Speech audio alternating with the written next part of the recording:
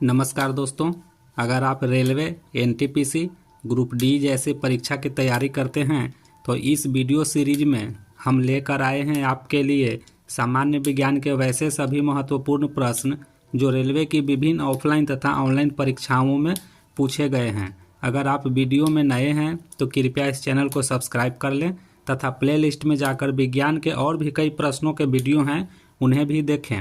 अगर वीडियो अच्छा लगे तो लाइक करें, अपने सुझाव कमेंट करें और चैनल को ज़रूर से ज़रूर सब्सक्राइब करें। तो आज का पहला प्रश्न है, डाल्टन की पद्धति के अनुसार निम्न में से कौन सा कथन सही है? तो इसमें कथन सही हो जाएगा बी, जैसा कि परमाणु पदार्थों के अविभाज्य कण हैं, यह सही आंसर हो जाएगा। इसकी अगर व्याख्या देखें, जैसा कि मैंने बताया है कि मैं जो भी प्रश्न प्रीवियस ईयर का प्रश्न लेकर आया हूँ उसकी व्याख्या सहित मैं इसका आंसर करने वाला हूँ। इसकी व्याख्या देखें तो डाल्टन के अनुसार परमाणु पदार्थों के अविभाज्य कण हैं जो रासायनिक क्रिया में भाग लेते हैं और उस तत्व के सभी गुण उपस्थित रहते हैं। परमाणु शब्द का प्रयोग जॉन डाल्टन ने किया था, तो इसका सही आंसर हो जाएगा बी। अगला प्रश्न है, कैल्शियम का परमाणु द्रव्यमान। तो कैल्शियम का परमाणु द्रव्यमान हो जाएगा दोस्तों ए 40। इसकी व्याख्या आप लोग देख लीजिएगा। आप इस वीडियो को ज़रूर से ज़रूर देखें। आप देख सकते हैं कि जितने भी प्रश्न मैं दिखा रहा हूँ सभी आरआरबी ग्रुप डी परीक्षाओं में पूछे गए हैं और ये सभी ऑनलाइन परीक्षा में 2018 में पूछे गए हैं। अगला प्रश्न है, विखंडन के कितने प्रकार होते हैं? तो विखंडन के 2 प्रकार होते हैं, सही आंसर ए। इसकी व्याख्या देखें तो विखंडन 2 प्रकार के होते हैं, नियंत्रित नाभिकीय विखंडन और अनियंत्रित नाभिकीय विखंडन। 2 तरह के होते हैं दोस्तों। बाह्यतम कोश में उपस्थित इलेक्ट्रॉन की संख्या को क्या कहा जाता है? तो परमाणु के कक्षा में सबसे बाहरी कक्ष में जो इलेक्ट्रॉन उपस्थित होते हैं उसी के बारे में यह प्रश्न पूछा जा रहा है। बाह्यतम कोश में उपस्थित इलेक्ट्रॉन की संख्या को हम लोग संयोजक इलेक्ट्रॉन बोलते हैं, सही आंसर ये हो जाएगा। इसकी व्याख्या आप लोग वीडियो पॉज करके जरूर देखा कीजिएगा। अगला प्रश्न है, ऑक्सीजन के संबंध में हैलोजन समूह की अधिकतम संयोजकता कितनी होती है? तो हैलोजन समूह की अधिकतम संयोजकता होती है 10, सही आंसर हो जाएगा सी 7। इसकी व्याख्या देख लीजिएगा आप लोग।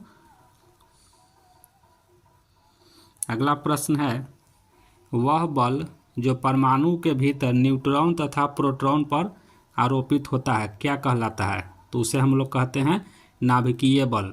जैसा कि आप लोग जानते हैं कि परमाणु के न्यूक्लियस में न्यूट्रॉन तथा प्रोटॉन होते हैं और न्यूक्लियस में अर्थात नाभिक में न्यूट्रॉन और प्रोटॉन को आपस में बांध के रखने वाले बल को हम लोग नाभिकीय बल कहते हैं।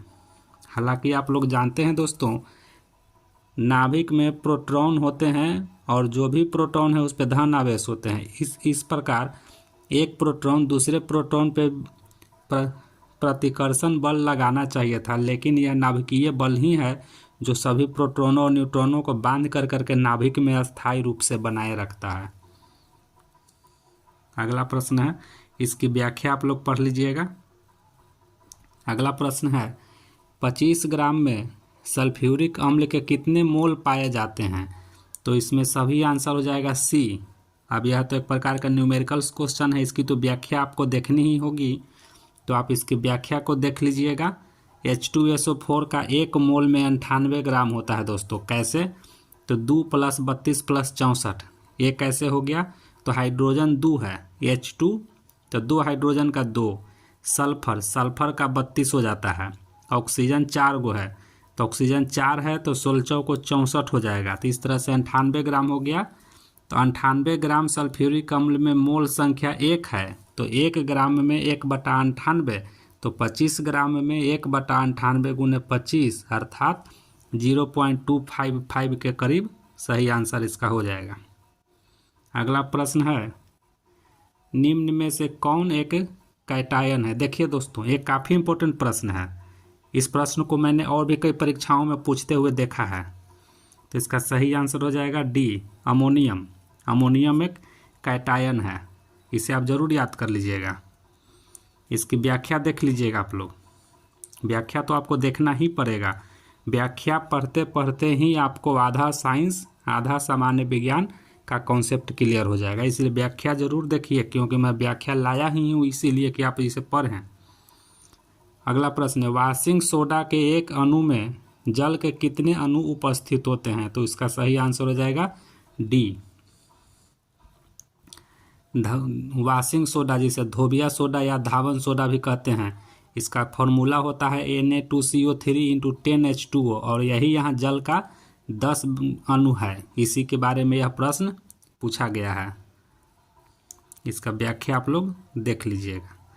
अगला प्रश्न है, कॉपर सल्फेट के एक अणु में जल के कितने अणु उपस्थित होते हैं? तो सही आंसर हो जाएगा सी, 5। कॉपर सल्फेट के एक अणु में जल के 5 अणु उपस्थित होते हैं। कैसे? तो कॉपर सल्फेट के हाइड्रेटेड लवण का सूत्र होता है CuSO4 × 5H2O। तो इस प्रकार से CuSO4 × 5H2O में 5 अणु H2O के हैं, इसीलिए इसका सही आंसर सी अर्थात 5 हो चुका है। आप व्याख्या इसकी देख लीजिएगा। अगला प्रश्न है, 12 ग्राम ऑक्सीजन में कितने मोल होते हैं? फिर से यही वो सवाल आ गया दोस्तों, इसको हमें कैलकुलेट करना होगा। आप इसकी व्याख्या देखिए। 1 मोल ऑक्सीजन 32 ग्राम, तो 1 ग्राम में 1/32, तो 12 में 1/32 × 12 अर्थात इससे हम कैलकुलेट करते हैं तो 0.375 सही आंसर निकलता है। 12 नंबर प्रश्न, परमाणु का कौन सा भाग विद्युत धारा का निर्माण करता है? सही आंसर बी, इलेक्ट्रॉन हो जाएगा दोस्तों। इलेक्ट्रॉन ही है जो विद्युत धारा का निर्माण करता है। जैसा कि आप जानते हैं कि इलेक्ट्रॉनों के फ्लो को ही हम लोग विद्युत धारा कहते हैं। विद्युत धारा जब प्रवाहित होती है तो इलेक्ट्रॉन ही ऋण आवेशों के साथ साथ प्रवाहित होता है। इसकी व्याख्या आप लोग अच्छे से वीडियो को पॉज करके जरूर पढ़ लीजिएगा। अगला प्रश्न है, धावन सोडा के एक अणु में पानी के कितने अणु मौजूद होते हैं? तो 10 होते हैं दोस्तों। यह बार बार प्रश्न पूछा जा रहा है, इसको आप अच्छे से याद कर लीजिएगा। इसकी व्याख्या भी आप लोग पढ़ लीजिएगा। अगला प्रश्न है, 0.6 मोल हाइड्रोजन परमाणु का द्रव्यमान कितना होगा? तो इसका सही आंसर हो जाएगा डी। इसकी व्याख्या देख करके आप इसको समझ लीजिएगा, क्योंकि यह न्यूमेरिकल्स टाइप का क्वेश्चन है तो क्या, लेकिन दोस्तों यह आरआरबी ग्रुप डी में इस तरह के परीक्षा में प्रश्न पूछे जा रहे हैं, आपको पढ़ना होगा। अगला प्रश्न है, सोडियम कार्बोनेट का आणविक द्रव्यमान कितना होता है? 106। सोडियम कार्बोनेट का आणविक द्रव्यमान 106, इसे आप कैलकुलेट करके निकाल सकते हैं। सोडियम का हो जाता है, सोडियम का परमाणु संख्या 11, तो इसका द्रव्यमान हो जाएगा 11 दूनी 22, और 2 सोडियम है यहाँ तो 2 × 22 दूनी 44 हो जाएगा। और कार्बन का हो जाता है 6 दूनी 12, और 12 कार्बन यहाँ एगो है, तो इसलिए इस तरह से आप इसे कैलकुलेट कर लीजिएगा दोस्तों। व्याख्या मैं इसीलिए लाया हूँ ताकि आप व्याख्या देख करके इस प्रश्न को बनाना सीख जाइएगा। और एक बार इस तरह का प्रश्न बना लिए तो इसी तरह के अगर और भी प्रश्न आएंगे तो आप उसे भी बना लेंगे, क्योंकि मेरी कोशिश यही है कि सामान्य विज्ञान के सिद्धांतों को भी आप समझें।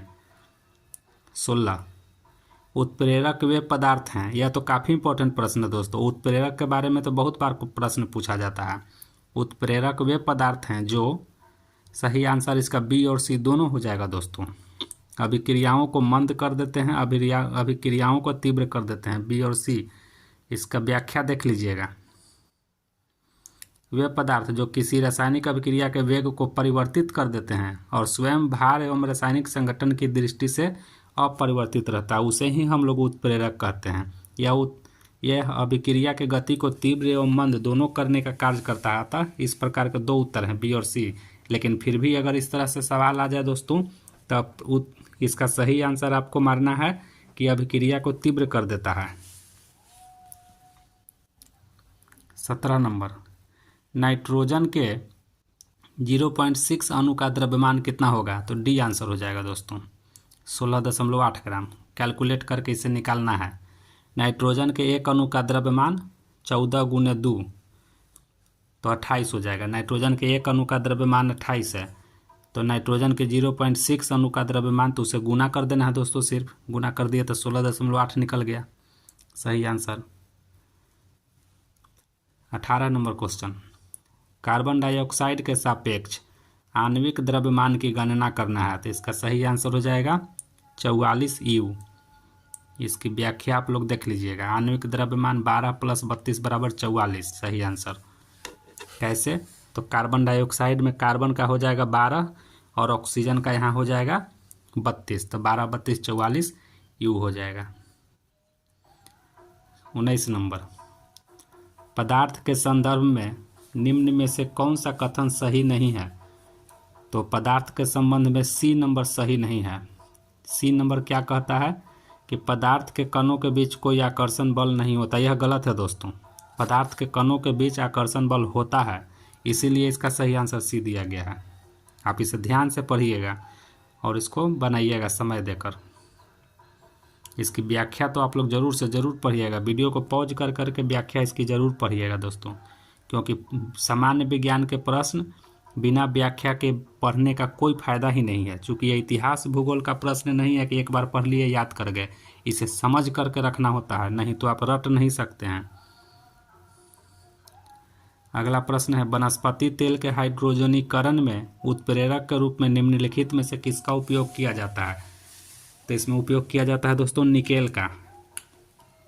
एक्चुअली मैं आपको इसके पीछे कहानी बताता हूँ कि वनस्पति तेल, जैसे सरसों का तेल हो गया, सूरजमुखी का तेल हो गया, इस तरह से जो वनस्पति तेल होते हैं, उस तेल से जो वनस्पति घी बनाने की बात आती है, जिसे हम लोग डालडा के नाम से भी जानते हैं, तो घी बनाने की जब बात आती है तो यही वनस्पति तेल को निकेल उत्प्रेरक के उपस्थिति में हाइड्रोजनीकरण कर दिया जाता है, जिससे यह घी का रूप धारण कर लेता है और हम लोग उसे डालडा के नाम से जानते हैं।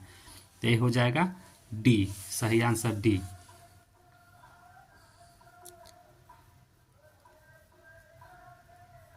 अगला प्रश्न है, H2SO4 का आणविक द्रव्यमान कितना होता है? तो इसका आणविक द्रव्यमान 98 होता है दोस्तों।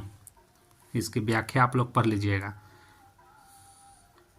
अगला प्रश्न है, किसी पदार्थ के घनत्व को के रूप में परिभाषित किया जाता है?